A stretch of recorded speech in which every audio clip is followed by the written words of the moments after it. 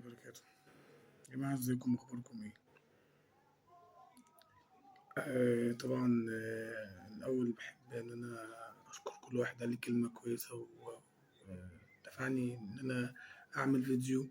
انا عارف ان انا بعمل فيديوهات كل فترة، بس طبعا كل واحد بيمر بظروف. انا مش ده اكل عيشي طبعا، في عندي حاجات تانية وعندي ظروف تانية، بس الحمد لله ان انا بتواصل معاكم والحمد لله إن في ناس بتقول كلام حلو، وأنا برضو ما بخليش حد يعدي عليا بيعمل فيديوهات أو بيقدم أي محتوى هادف. ما بقولش كلمة حلوة أو بعمل أي حاجة، على الأقل لايك أو على الأقل أنا يعني بقول كلمة حلوة في حقه. الحمد لله ربنا عز وجل يجعلنا إن إحنا ناس نكون بشوشين وعارفين الخير من الشر، وعارفين الحلو من الوحش، والحاجات اللي حضراتكم عارفينها دي كلها. ايه اللي حصل لي في مراكش؟ يعني انا ايه اللي خلاني احب مراكش قوي في المغرب؟ طبعا انا محتوية عن المغرب، يعني محدش عارفني. انا اسمي حسام سيف الدين او حسام المغربي كان مطلق عليا في الشغل عندي هنا. انا كنت عايش في المغرب فترة كبيرة، وحابب اوصل تجربتي وحياتي وشوية مواقف حصلت لي في المغرب، كلها خير طبعا. واحب ان انا اقول لكم على المدن المغربيه ومقارنتها بالمدن المصريه، وده طبعا شرف ليا ان انا اقدم محتوى. انا كنت عايش في المغرب وكنت عايش في مصر، فالحمد لله رب العالمين. ربنا عز وجل يجعلني ضيف خفيف عليكم، وان شاء الله ربنا يعني يجعل في وجه القبول بالنسبه لكم، واتمنى لكل واحد بيشوفني آه، كل خير. مراكش ليه؟ بس قبل ما اقول مراكش ليه، حابب بس ان انا اوضح حاجه صغيره جدا عن كلمه الرضا. يعني ايه كلمة رضا؟ رضا ان انت تكون راضي عن اي حاجة بتحصل لك من الله عز وجل، ومن جواك داخليا راضي وعندك قبول بالحاجة دي.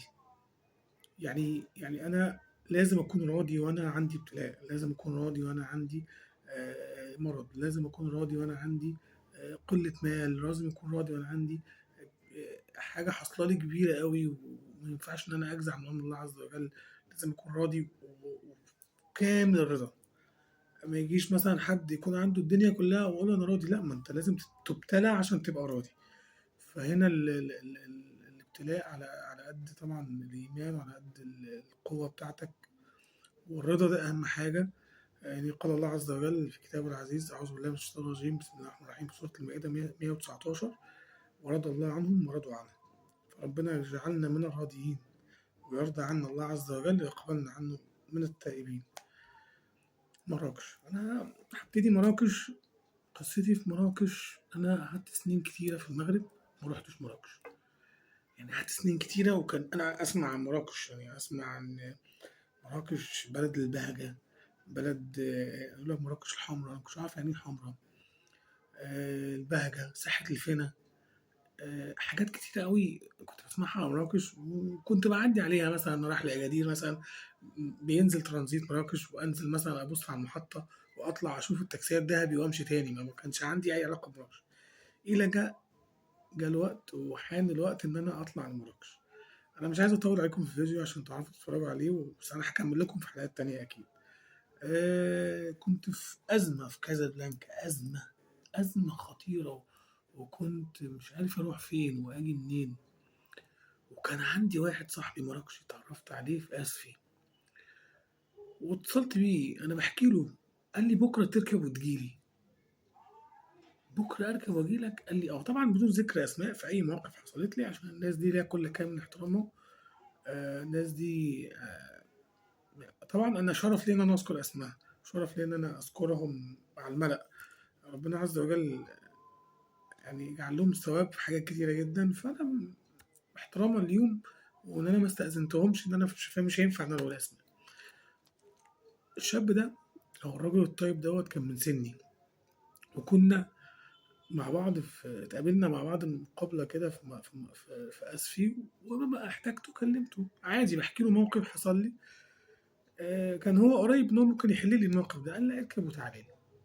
بالفعل ركبت من محطة وداد زيان لمحطة باب دكالة. باب دكالة برضه بقولها صح، كنتش نست عليا اللهجة المغربية. باب دكالة في مراكش. وصلت مراكش. الراجل ده جالي بالعربية بتاعته وقال لي عندك حلين، يا تقعد عندي في البيت يا تقعد في فندق على ساحة الفنا، ده مدفوع الأجر ليك أنت الفترة اللي حضرتك تحبها، وترجع تقعد عندي في البيت لحد ما نشوفوا حل في الأزمة اللي حصلت لك في كازابلانكا ونحلوها. والله أنا في الحالة دي أنا طبعا أول حاجة أحرجت إن أنا أدخل عنده البيت في أول ما رحت، بس بصراحة حبيت إن أنا أروح ساحة الفنا اللي كنت بسمع عنها، وقعدت في فندق فيه رياض. اللي عارفين يعني إيه رياض؟ يعني فندق فيه زي بلكونات زي كده شرفة كبيرة مدورة، وفي من جوه رياض، وكل الأوض على الرياض، يعني تطلع من الغرفة بتاعتك تلاقي الرياض، وتلاقي يعني حاجة كانت جميلة جدا. فندق ما كانش عالي أوي، كان متوسط، لكن كان جميل جدا وكان عاجبني، وكنت فرحان جدا أنا في ساحة الفنا. كنت كل يوم أنزل أفطر في ساحة الفنا، أتغدى في ساحة الفنا، أتمشى في ساحة الفنا، فكانت حاجة جميلة جدا. وفي الآخر الراجل ده استضافني في بيته لمدة شهرين، بصراحة شهرين كاملين قاعد في بيته واكل شارب مع أهل بيته. يعني الراجل ده أنا بكن له كل الاحترام والتقدير، وحقيقي بجد حسسني إن مش مصر بقى ولا لا لا، ده العالم المسلمين كلهم بخير، والعالم العربي والإسلامي كله بخير بفضل الله.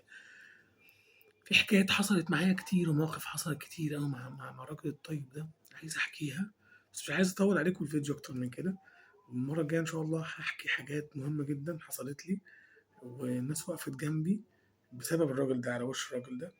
وأنا من هنا بشكره وبشكر والده وبشكر والدته وبشكر إخواته وأولاده، وجزاهم الله عني خيرا. استضافوا رجل مصري عندكم في البيت، حقيقي من أعظم الحاجات اللي حصلت لي في حياتي. والفيديو ده ليه هو لوحده، والحلقة الجاية إن شاء الله هتكلم عن كل حاجة حصلت لي معاه، حصلت لنا في شغلنا، واشتغلنا إيه وعملنا إيه ورحنا فين. ربنا يبارك فيه ويبارك في عمره وهو موجود وهو حي، ويبارك في أولاده وفي رزقه.